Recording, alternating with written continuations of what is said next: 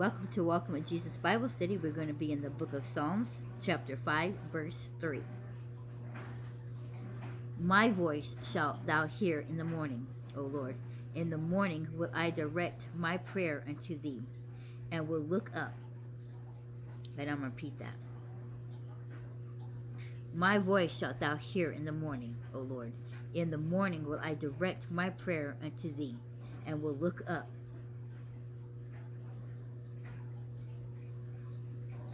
You know, there's a lot of psalms that speak of praying to God in the morning. Morning, noon, and night.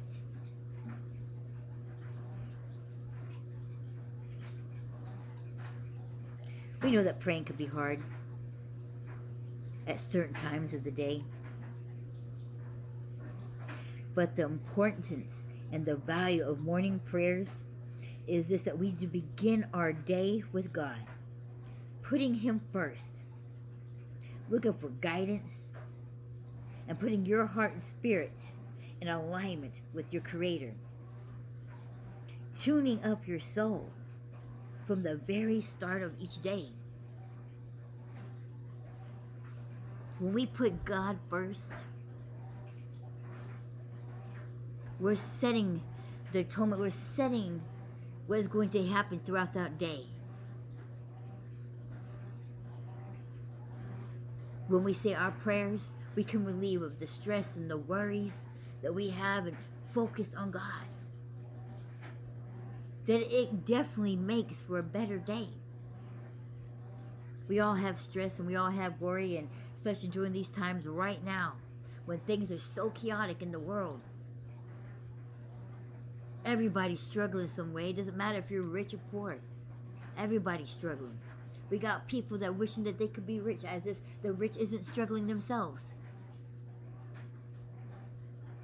Man, you know they got to be struggling a little bit.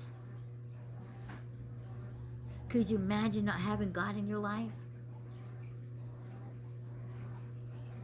Anybody who doesn't have God, rich, poor, the pain that they got to be suffering for. See, that's why we're all keep searching. We was made for God. And when we don't have God in our lives, we will constantly be searching and seeking, going after certain things, trying to feel satisfied, and we would never be satisfied because we need God. And those that are children of God, we will always be suffering. We will no longer be searching and trying to seek satisfaction, but we will always be suffering because we are children of God. The devil wants to make sure that we suffer so that we can turn away from God.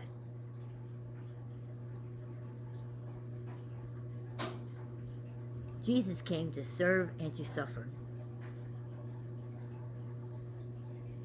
We are to serve and to suffer.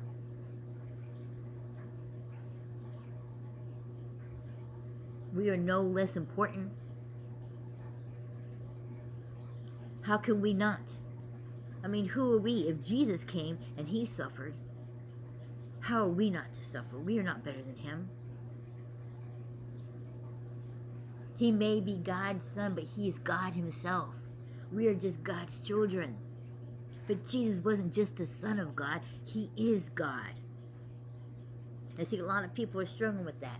There's a lot of people that understand that they just want to stick with that Jesus is just the Son of God and that He is not God. Woe to them. You know, too many times we get caught up in correction and judgment with each other as Christians, that we're in this constant battling with each other, that we're losing sight of what is so important. And that is our relationship with God. Yes, we need to preach and teach, you know, things to help people, to guide them in their walk and their journey with God. But sometimes we just get so lost on telling people what they can and can't do and doing this and that, that we're forgetting that we don't even have a relationship with God. And that is the most important thing. See, when you have that relationship with God, He will correct you. Some people are just so worried about, man, if I don't get this right, there's so many things I need to pay attention. It's just too much. I can't do it. But we've got to remember, just focus on our relationship with God, and everything else will fall into place. All the things that we're not supposed to do, we will feel the conviction. God will convict us, and we're like, okay, you know, I feel something weird about this. That must be God telling me maybe I shouldn't be doing that no more. That's your Holy Spirit. Your Holy Spirit is your guidance. Because a lot of people don't want to believe in the Holy Spirit. What do you think your self-conscious is? That's God speaking to you. That is God's Spirit living in you. There's a lot of people that sit there and realize that think, oh, you know, that they have a soul. No, you are the soul. Your soul is what's living. Your body isn't what's living. Your body is nothing but the vessel that's containing your soul. That is life. Your soul is the life. Your body's not life. Your soul is. And when your body dies, it's your soul that continues on.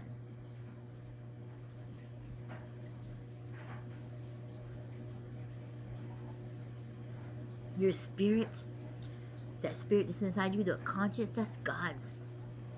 See, when God created us, He gave us breath that gave us life.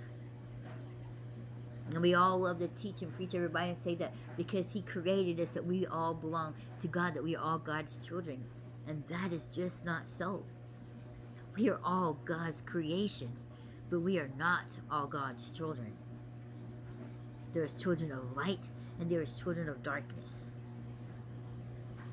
And the children of light have received the gift of the Holy Spirit that resides in us, our guidance, our conscience that leads us between right and wrong.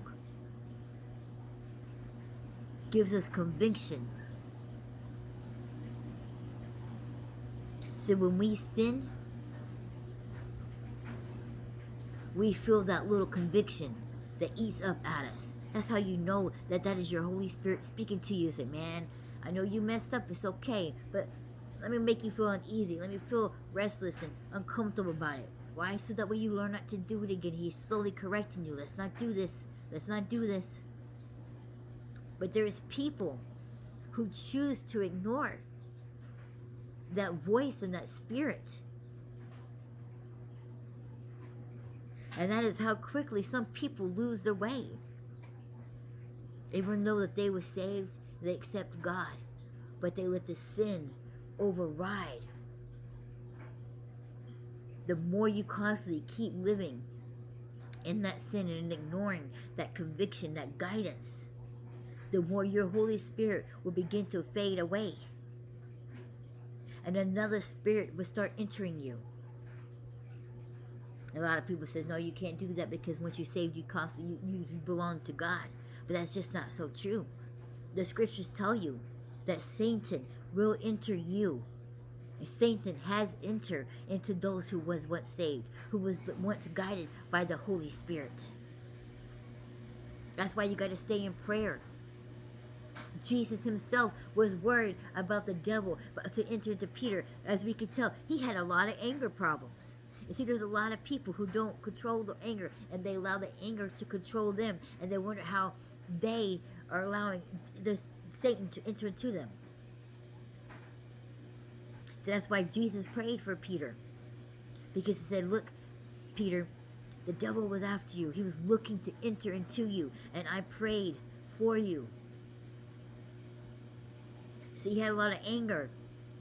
He was allowing the anger to control him. And that is how we are leading. When we allow our flesh to control us, instead of us listening and obeying to our Holy Spirit, that is how the devil is going to use to enter into us and to take us over and to put out our light.